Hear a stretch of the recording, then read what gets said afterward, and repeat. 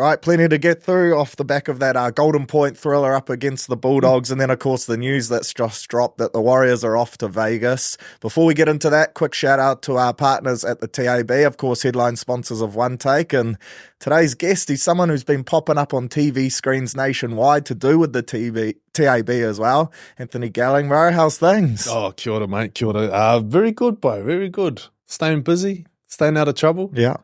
You mentioned Vegas, bro. We're allowed to... Is it confirmed? Yeah, by the time this drops, it will be confirmed. So let's get into that, bro. The boys are off to Vegas.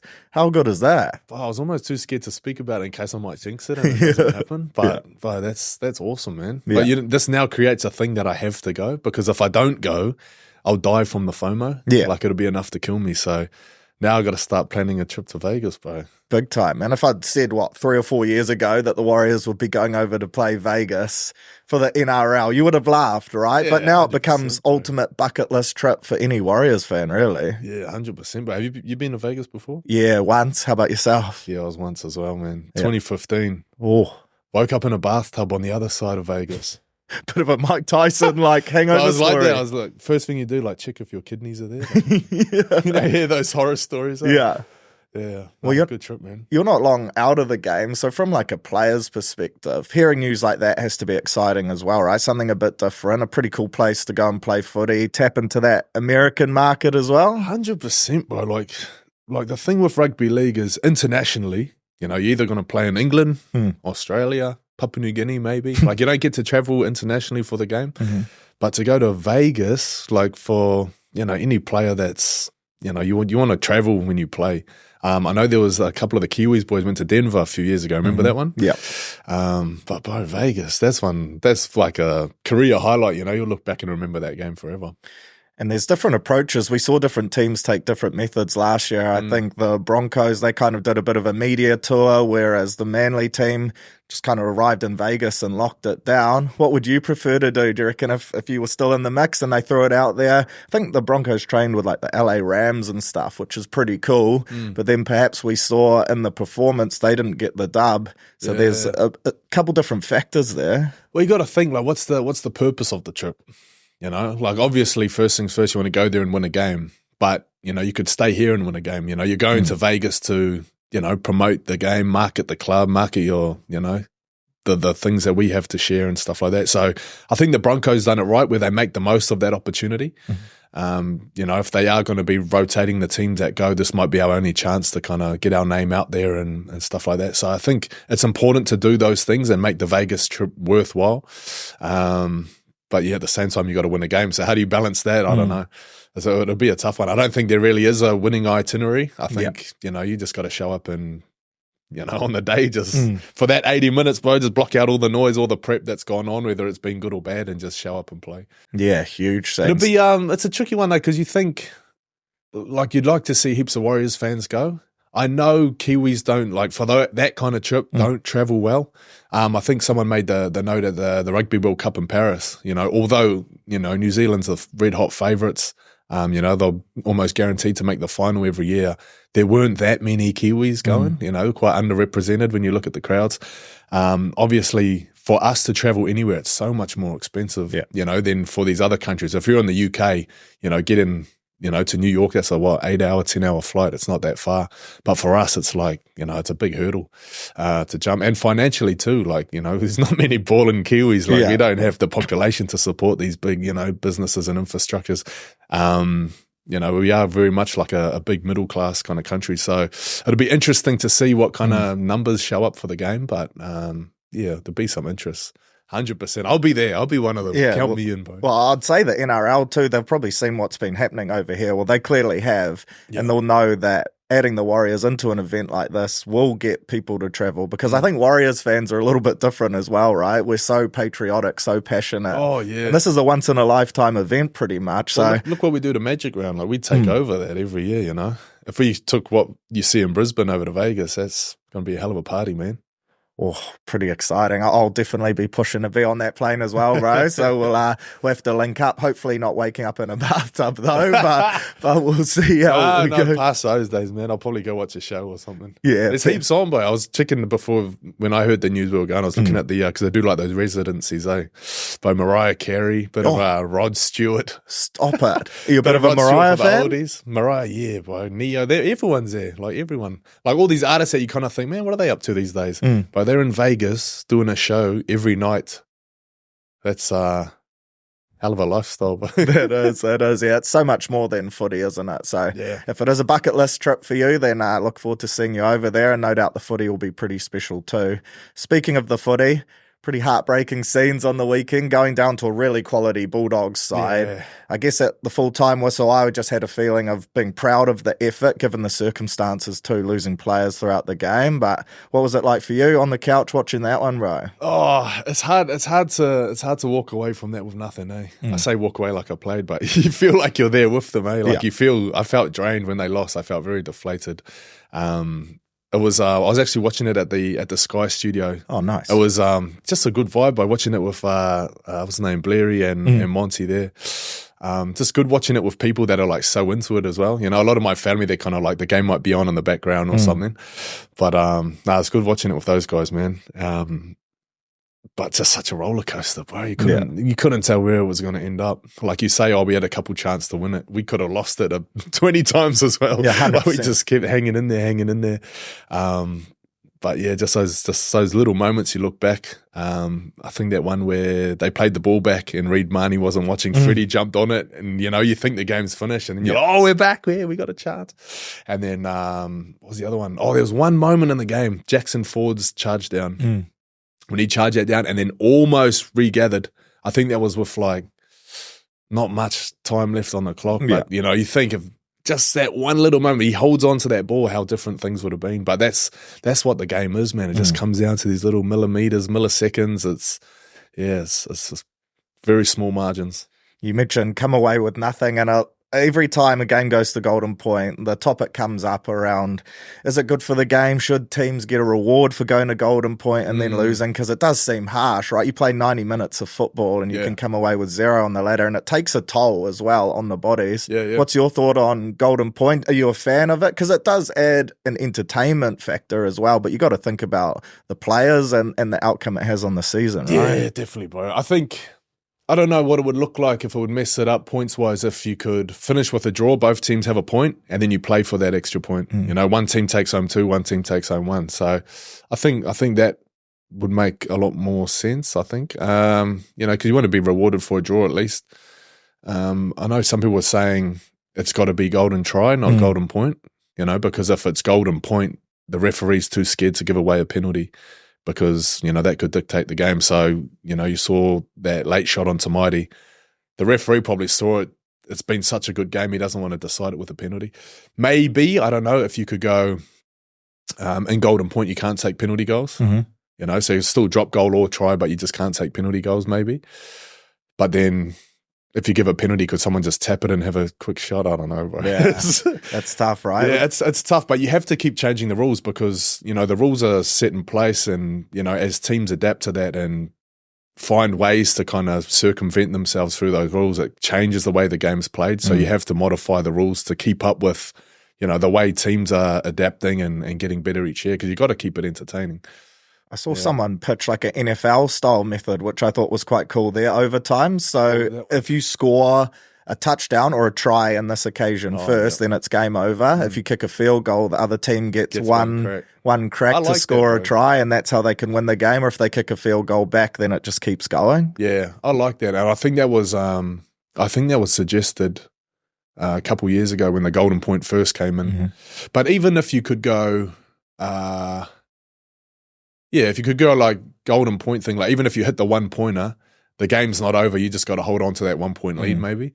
And if you score a try, it's lights out. Well, the adversity started pretty early. Tohu ruled out as well with that wrist injury. Luckily, Dylan Walker's been playing a lot of football, so he came straight in. But what it did do was set up a debut for Leka Halasima, 18 years old, playing in first grade, first carry in the middle, bumps off Hayward, which was pretty impressive. Then moves out to the centres, a position where he's probably not played a lot of footy in anyway, let alone at first grade level on debut. Yeah. Almost scores the try of doom to get us the win as well. What did you make of Leka? Oh, he's a freak, man. Like, to be honest, I haven't seen that much of him coming through the grades. I didn't see much of him last year. I've seen a little bit of him in Cup this year. But I always joke around with Cappy because Cappy does all the recruitment. Yeah. And I always poke my head in the office and go, Cappy, come on, mate, where's the next Sonny Bill? We need him now. And a couple of weeks ago, he said, mate, we've got him. It's Leka. And I was like, oh, okay. I said, well, when's he debuting? He said, oh, we'll just have to wait and see. But when I saw his name on the list, I was like, oh, bro, this is going to be good. And that first carry, like, he didn't run like a debutant. No. Like, if you watch it again, he bumps him off, and then as Hayward's on his hands and knees, he like goes at him to like, it's like, bro, you're aggressively going at these middles that, I've been doing it for years. He's a special kid, man. And if he got that try, bro, there'll be a statue of him. Yeah, big time. There'll be a statue outside right now, bro. But no, it wasn't to be. But I'm excited, bro, because you look at him, you look at Ali Leatawa. Demetric, Zion, like these are guys that are locked in for next year. Yeah. And they're only getting better. And I think this is how like a class of 92 feel, say class of 92, that Manchester United team, Beckham, Scholes, Giggsy, it was those guys that came through the academy and then done something special. You see it every now and again. You see it at Penrith at the moment, Cleary, Luai, all those guys that have come through together and, created the dynasty that they have now. I think there's something special brewing for the Waz there with those guys coming through. Well, like all those names you mentioned, they're all under 20, 21 years old. So the next 8-9 years, and I noticed as well, we extended Leka before that debut, which was smart because that keeps teams away till I think he's locked down till the end of 2027. But the next 7-8 years, if all those guys are on deck, it is pretty exciting, right? December, Jakey Laban as well, and there's even more coming. They took out the Harold Mats this year. Those guys are moving up to SG Ball. The SG Ball guys have pretty much taken over the flag now. They got a majority of them are playing the 21 spots, so it's exciting, bro. Mentioned he looked confident on debut. How about your debut, bro? Were you carrying that same swagger out there? Did you have a similar type of story or quite different? No way, man. I was playing out on the edge and I was just like, man, I just want to get through this, I don't want to take too many carries because I might blow out. Actually, no, what did I do? I wanted to make a name for myself. I took this was in the UK, my UK debut. Yeah. Came sprinting in like a madman, like, I'm going to make an impact here. Con Mika from the side. I don't know if you remember him. Yeah. He's a buddy, big shotter from back in the day. Got me on the side, bro. I just thought, man, I got to find a new tactic, bro. I can't run like this. It's going to be a short career running like this. But it is a fine balance, right? You're a young lad on debut. You want to make an impact to get yourself on the team sheet. But at the same time, it is a massive step up. So to find that mix between the two must be quite tough. Well, I don't think he would. When he came on the field, he wouldn't have known what he's getting into, So he'll be thinking, I'm going to go hard, empty the tank, and when I'm tired, they're going to take me off. Yeah. Next minute, you lose your centres, your wingers, bro. He's out on the edge, like defending. He done a good job too. Like they were coming. That left edge of the doggy's been so good all year, and they were coming, bro. And I thought himself, Leka, and Capewell as well. If you watch Capewell's D in those periods when they were coming, he wasn't getting much help from the inside because those guys were gone, but he'd get up and just hold his feet and just be really patient. And they almost got round him. Remember that one, I think it was Blake Wilson, almost got round him and he just stuck the arm out enough to slow him down and then force that error. So, Well, losing the back three always makes things difficult, especially under those circumstances. And like you touched on, I thought Capewell did a great job. Walks was on the wing there, Leka in the centres, up against guys like Crichton, Kickows on that edge. You got Matty Burden running a mark, Bronson Jerry. Like, they've got so many talented footballers. It's not an easy adjustment to make in-game because you don't train for stuff like that, right? Scenarios no way, like man, that. No way. And Walks was gone, bro. Like, he put in a big shift already and then to be moved out on the edge. Because it's different when you're out on the centre winger, like the workload's not as heavy. But when it's time to go, you got to go. And, if you're under fatigue and you've got to make those decisions and, do those chase backs and close that gap, it's so hard. But he done a great job. Mitch Barnett, Jackson Ford, like you look at, that was a difference in the game, right? If you look at all the Bulldogs, all their back five carried for over 200 metres. For the Warriors, there was no back five, so those guys, Mitch is taking carries on tackle 4 and then chasing the kick down, defend, maybe 2 sets in the middle. And then, when they kick long again, there's no one getting back. So he's got to be that guy. And he just kept showing up every time, Bo. There was not one time where he's hands on his knees or, sorry guys, I've just made 54 tackles. Can someone else take one? But he just put his hand up every time. And that's, to be fair, that's why he's wearing an Origin jersey this week, Bo. 100%. 100%. Like, man, he deserves it. And I'm so happy for him.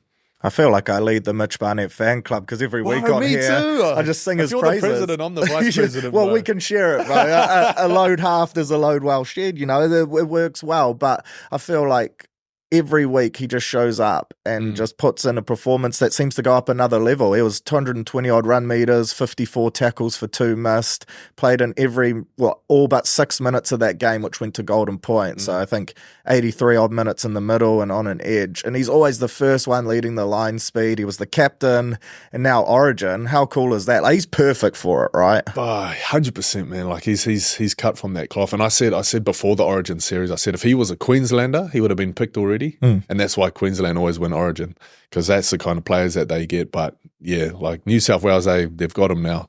I'm excited about that. Game 3 is going to be a big one, eh? Big time. I can't wait, man. Can I give you a scenario? You're a tiring Queensland middle forward. You look up, on comes Mitch Barnett, on comes Spencer Leniu. Thoughts in your head?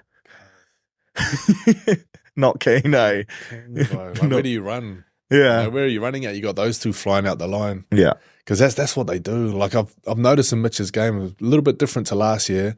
Like that aggression that he brings, it's like a sustained aggression, but it's every week. I think there was games last year where he might have lost his head or, had an error and just kind of, it would affect him and you go missing a little bit. This year, he's just like in his head, you can see he's just clinical with everything he does, man. And if things do go wrong, he doesn't change what he's doing. He's just relentless, man. And that has a massive effect on the players around you as well, right? Like if you're lining up next to him and you see him just charging up, putting his body on the line, you got to go with him, right? Yeah, 100%. And I always say in a team, you got to have a bit of variety. Everyone's got to be good at something. You got to have the big guy that knocks the door down and the fast guy that, jumps out of dummy half.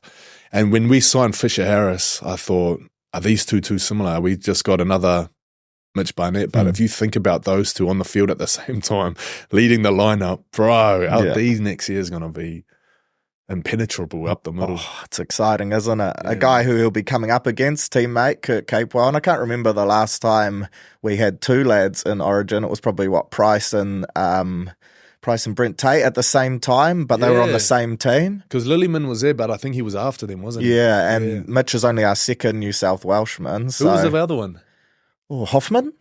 Ryan Hoffman? Yes. Yeah, when he came across from the Storm. Yep, that's but right. Capes has been going great guns too, and I feel like ever since he was in that Origin camp for Game 2, off the back of that, against the Broncos, he was outstanding. Then on the weekend, he was massive. His work defensively, like you touched on, was unreal. How have you seen his kind of game grow from being in that Origin environment as well? Yeah, he's good, boy. He's unusual because for his size, being able to defend on the edge against his real speedy fellas, he does really well. And I think they mentioned that, I think it was Willie Mason and Horo on the that Levels podcast, and they were saying, if Capewell's there, because first game they had Searle and Cobbo there, so they said if someone goes down, Cobbo's there, he can fill in at centre. Then they said, well, Cobbo's not there. He put Capewell at centre up against Latrell or, the other speedsters that they got, he's going to get burnt. But he holds his own, bro. He can defend on the edge, he can defend in the middle. He's such an asset, bro. Back to the game on the weekend. I was actually there, flew over for it. I heard this, mate. I heard they've been calling you the curse. Oh, no. I want to clarify that because I was there at Magic Round and the boys got up. So I'm 50% when I travel this year. So I don't need that reputation, I'm trying to travel more often, man. I want to get those frequent flyer miles up. But I was at the game. The atmosphere was pretty unreal. Bulldogs fans certainly get into it. I got to say, in the Golden Point, I thought Chanel's first nudge went over. I was so excited just because the angle I was on. Then I thought Burden's nudge went over, but it went under. When Roger caught it and took off, I was like, what is going on? But man, it's like the art of the field goal, right? We saw DCE bang one over. It really is something that is a massive asset to have up your sleeve, but it's not an easy thing to do, right? I think people sitting at home just think, it's not that hard to kick one over, but there's so many different variables. There's the pass, there's the kick pressure. Now you're not allowed blockers or else that's a penalty too. That's the difference, I reckon. That's the difference what makes it so much harder. And it's the play the ball speed as well. Like if your guy's taking the setup play and he gets folded on his back and then everyone's set like ready, but it's so much harder. Yeah. And it's hard too because referees don't want to give a penalty away. So half the guys chasing it all offside, markers aren't square, you know, and they don't go back and check it. So you just got to hit it however you get it. But I always think this, I know a lot of other people would think this as well. Like when you are shaping up for the field goal, everybody's just ruthlessly trying to get that charge down by the little tip on. Like I've seen that in games before. That little tip on just opens up everything. Yeah. Or like a little run option set up. I don't know if teams will start, you know, actually having little plays set up around that that fake drop goal. I think it was Cam Smith a few years ago.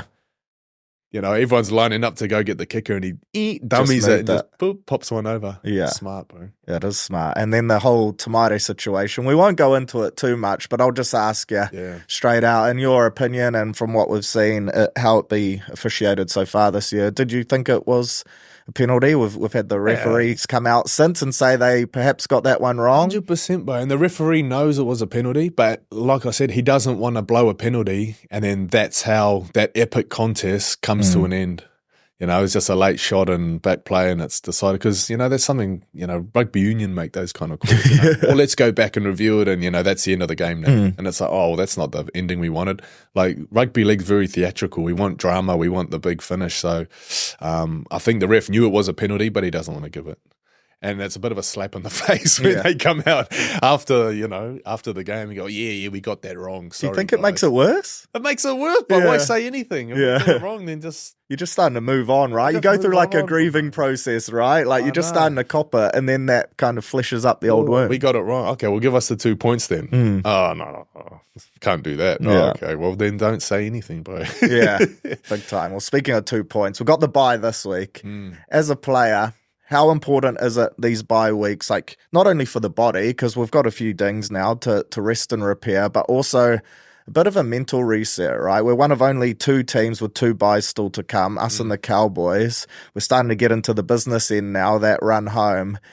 How do you treat this bye? Is it recovery? Is it a bit of a kind of get your head out of the game and get ready to go again for that back end? Because teams often like to split seasons up into thirds or quarters. How was it when you were playing?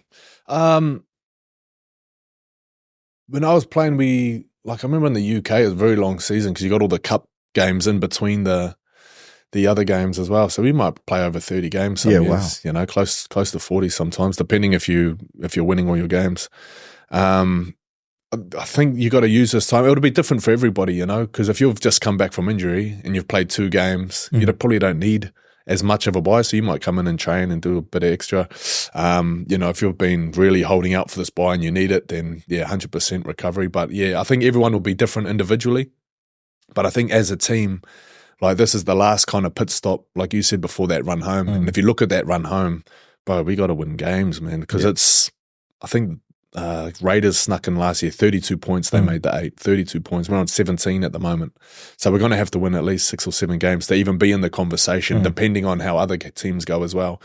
So it's not a position you want to be in where you have to be, you know, these are must-win games because when you get to that point, by the energy that you spend just to get that 2 points, you got to fight and scrap for everything. That's going to take its toll.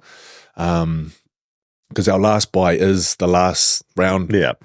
Of the, you know, so what you don't want is, you know, you're tied for points and it comes down to points for and against and you got to buy. So you don't even, you know, have the option of scoring X amount of points to win. So it kind of takes it out of your hands. It's nice to have the 2 points. But if it comes down to it, that's out of your hands wherever that ends up.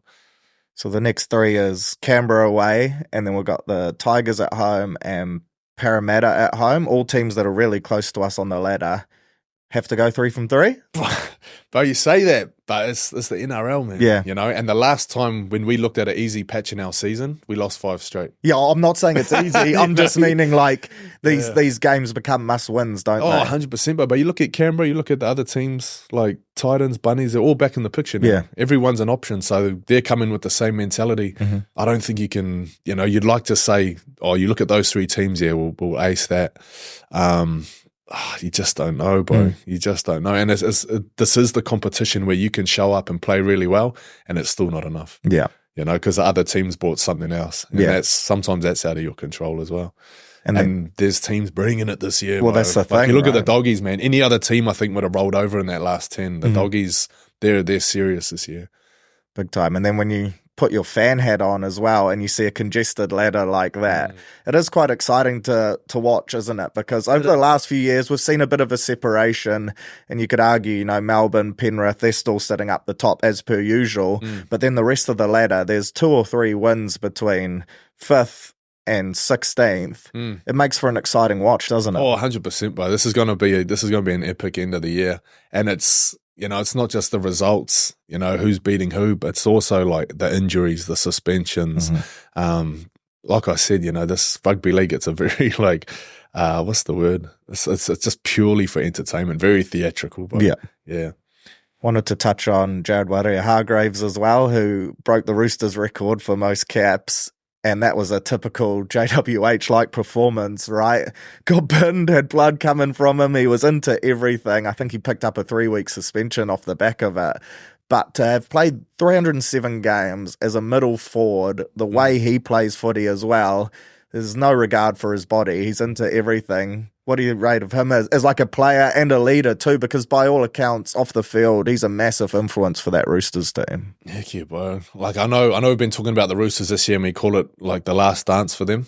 You know, because when Hargreaves, Tupou, those guys leave, it's kind of the end of that. You know, you think about, you know, them in 2013. You know, since Trent Robbo took over.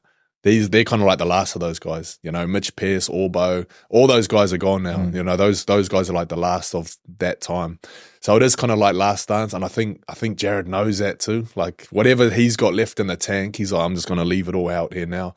And he's been doing it all year. So I remember, I think it was the Anzac game, and he takes the first carry, boom, knocks out Moses Searle. Yeah. You know, and every week, I think when they played the Warriors, you know, he came out first 15 minutes, they just blew them off the park, up the middle. They're going to be a scary team, bro, come finals time. Yeah. If they're playing like that and he's got that mindset that this is the last time I'm going to do this, I'm going to give it everything. Bro, him giving it everything is scary. Him at 50% scary. Yeah. I tell this story sometimes when I was playing 20s at the Roosters. I had a young halfback inside. We played Manly. I had a young halfback, Jacob Miller. It was like his first game. Yeah. And our opposition that day was, I was playing centre, so we're on the right edge. Their left edge was Cherry Evans, Waerea-Hargreaves, Dean Whare, and I think Michael Oldfield or something like that. Not bad. And Hargreaves, boy, he had just had like a point to prove, like, I should be in first grade. Where's my big contract, you know? Yeah. And he was just coming at us all day, boy. And he just kept running at this little halfback. Every time, like, he'd get the ball or Cherry would drop him under, I'd just say, he's coming. He's coming. Shout out Jacob Miller, sorry, brother. Yeah. You're very young then. I know you can tackle now, but you can hold your own. It's true. That's a tough shift, though, at any grade, let alone under 20s. Imagine that, your first game. Yeah, pass. In terms of the Warriors and that run home, what do you want to see from the lads over the next few weeks? Because I think we've made some adjustments to our shapes and structures that have looked really good. Some early shifts out of our own end as well, which I've really been enjoying, getting to width on like tackle 3, tackle 4, and just moving the ball a bit more. It looks like we're kind of playing within our structures, but a bit more eyes up and with a bit more flair as well. Yeah, that's the one, boy. So the structure gives us like a kind of like a foundation to build off, you know. So we know where we're going. We have direction through our structure, but then on top of that, you know, we can use other players for what they're good at, you know. So Murata likes running those short lines. We got that. We got, you know, dropping at and under, letting guys kind of skip around, you know, kicking over to Dell, you know, just using all the attacking options that we have instead of just that kind of cookie cutter, get to here, run that play, get to here, run that play. We just kind of change it up a bit. A few more offloads, a lot more offloads than we saw earlier in the year. So it's good to watch. The main thing I want to see is it's important that they win these first 3, because what you don't want is, you know, they lose the next 2 and it's like you're playing for nothing. You know, you can't make the 8 and there's 6 weeks left. You know, that's going to take some real momentum out of, you know, what's been built up over this year. Because even if they can make it close in a run to the 8, you know, it's going to set us up for, you know, a really exciting season next year and going into Vegas too, bro. So yeah, no, big time. Well, enjoyed this yarn, bro, and I've been enjoying seeing you all over the shop. So looking forward to the back end of the season, and cheers for jumping on, lad. No, I appreciate it, man. Cheers for the invite. See you in Vegas.